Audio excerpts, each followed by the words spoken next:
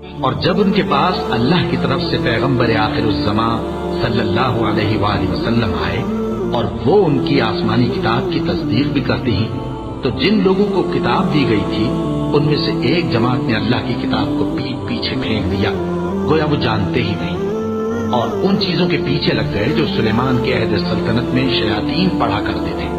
اور سلیمان نے مطلق کفر کی بات نہیں کی، بلکہ شیطان ہی کفر کرتے تھے کہ لوگوں کو جادو سکھاتے تھے، اور وہ یعنی بنی اسرائیل ان باتوں کے بھی پیچھے لگ گئے جو شہر بابل میں دو فرشتوں یعنی ہاروت اور ماروت پر اتری تھی، اور وہ دونوں کسی کو کچھ نہیں سکھاتے تھے جب تک یہ نہ کہہ دیتے کہ ہم تو ذریعہ آزمائش ہیں، تم کفر میں نہ پڑو۔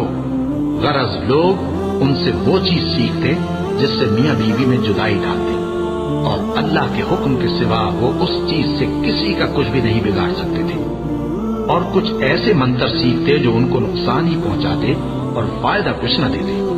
اور وہ جانتے تھے کہ جو شخص ایسی چیزوں یعنی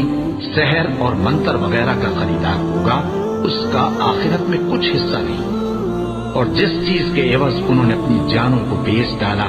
وہ بری تھی، کیا اچھا ہوتا جو وہ اس بات کو جانتے، اور اگر وہ ایمان لاتے اور پرہیزگاری کرتے تو اللہ کے ہاں سے بہت اچھا صلہ ملتا،